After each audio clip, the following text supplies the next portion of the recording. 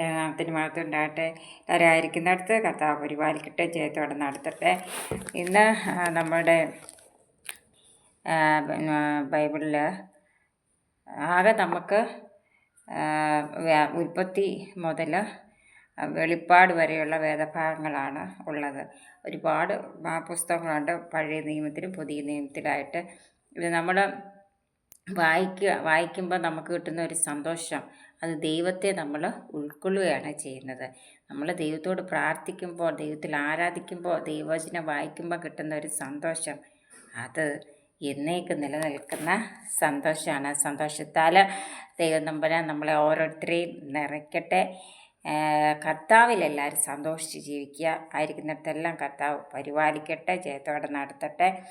അപ്പോൾ ഞാൻ 119 സങ്കീർത്തനം ഭയങ്കര ഒരു വലിയൊരു സങ്കീർത്തനമാണ് ദാവീദിൻ്റെ.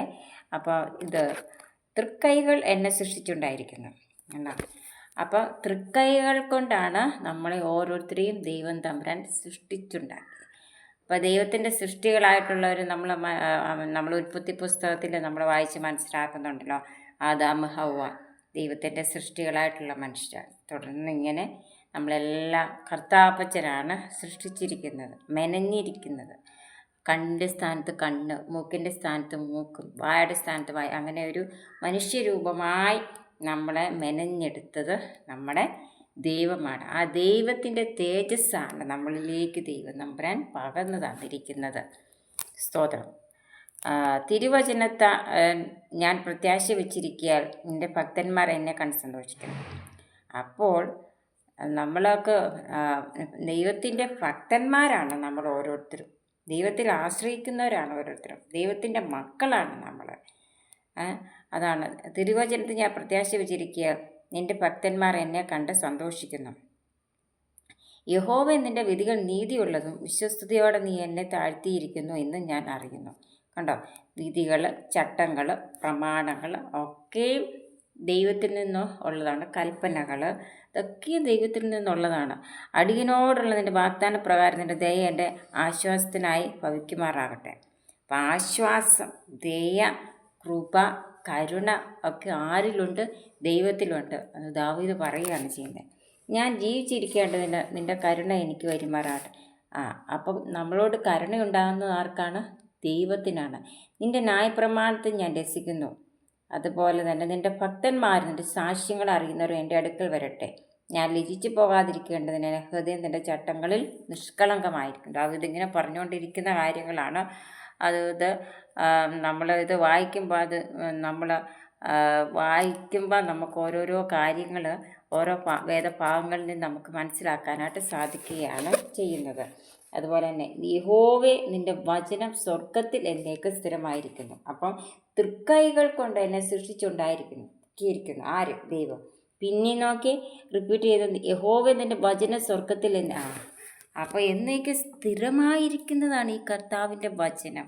ഇത് വളരെ സത്യമായിട്ടുള്ളതാണ്. കണ്ടോ, അത് കഴിഞ്ഞ് പിന്നെയും നിൻ്റെ ന്യായപ്രമാണം എനിക്ക് എത്രയോ പ്രിയം, ഇടപെടാതെ അത് എൻ്റെ ധ്യാനമാകും പറയുകയാണ്. നിൻ്റെ വചനം എൻ്റെ അത് കഴിഞ്ഞിട്ട് ഇതിൽ തന്നെ ഈ ഭാഗത്തിൽ തന്നെ പറയുന്നുണ്ടോ, നിൻ്റെ വചനം. ആരുടെ വചനം? ദൈവത്തിൻ്റെ വചനം. എൻ്റെ കാലിന് ദീപവും എൻ്റെ പാതയ്ക്ക് പ്രകാശവുമാണ്. കുഞ്ഞുങ്ങളൊക്കെ ഈ വാക്യങ്ങളൊക്കെ പഠിപ്പിക്കാമെങ്കിൽ അവരെത്ര മുതിർന്നാലും മറന്നു പോകത്തില്ല. അതാണ്.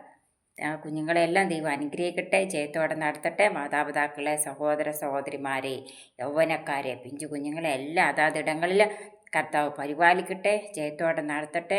നമ്മളെ മുമ്പോട്ട് ജയത്തോടെ നടത്തുവാൻ സർവശക്തനായ ദൈവത്തിന് സാധിക്കും. ദൈവത്തിന് മുമ്പാകെ നമുക്ക് ഓരോരുത്തർക്കും സമർപ്പിച്ച് ജീവിക്കുക. ആ സമർപ്പണ ജീവിതം നമുക്ക് ആവശ്യമാണ്. ആരാധന ജീവിതം നമുക്ക് ആവശ്യമാണ്. ഇതിലെല്ലാം കർത്താവിൻ്റെ കൃപ, കർത്താവിൻ്റെ ദയ, കർത്താവിൻ്റെ കരുണ എപ്പോഴും നമ്മുടെ കൂടെയിരിക്കും. നമ്മൾ ഒരു പ്രയാസം വരുമ്പോൾ നമ്മൾ ദൈവത്തോട് പ്രാർത്ഥിക്കുക. പ്രയാസങ്ങൾ വരുമ്പോൾ, സന്തോഷങ്ങൾ വരുമ്പോഴെല്ലാം ഈ കർത്താവിനോട് നമ്മൾ ചേർന്ന് നിൽക്കണം. അപ്പോൾ അതാണ് കർത്താവിന് ഒരു അമിതമായ ബലം ഉള്ളയാളാണ് നമ്മുടെ കർത്താവ്. ആ കർത്താവ് നമ്മുടെ ഓരോരുത്തരുടെ കരത്തെ പിടിച്ചിട്ടുണ്ട്. കരത്തെ മുറുകെ പിടിച്ച് നമ്മൾ യാത്ര ചെയ്യുക. നമ്മൾ യാത്ര ചെയ്യുമ്പോൾ നമ്മുടെ എണീപ്പിലും ഇരിപ്പിലും എല്ലാം കർത്താവിൻ്റെ സാന്നിധ്യം ഉണ്ട്. ദൂതന്മാരെ കാവൽ നിർത്തും, രക്തം കൊണ്ട് മുദ്രയിട്ട് സൂക്ഷിക്കും.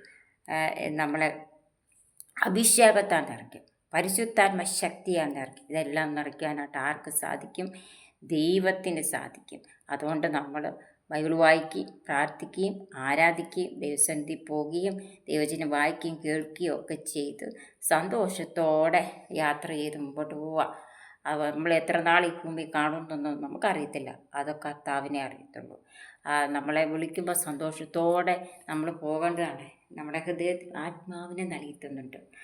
ആത്മാവിനെ മാത്രം മതി. 100 വയസ്സായുള്ള അപ്പച്ചന്മാരും അമ്മച്ചിമാരും അവരുടെ ശരീരത്തിൽ കൊടുത്തിരിക്കുന്ന ആത്മാവുണ്ടല്ലോ, അത് ഒരുക്കമുള്ളതായിരിക്കും. ജഡം ബലഹീനമാകുമ്പോഴും ആത്മാവ് ഒരുക്കമുള്ളതായിരിക്കും. അപ്പോൾ ആ ആത്മാവിനെ മതി ദൈവത്തിന്.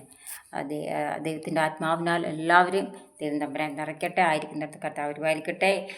നിങ്ങളെല്ലാം ദൈവത്തിൻ്റെ മുമ്പിൽ സമർപ്പിച്ച് പ്രാർത്ഥിക്കുന്നു. എന്നെ ഓർത്ത് നിങ്ങളെല്ലാവരും പ്രാർത്ഥിക്കുക. God bless you.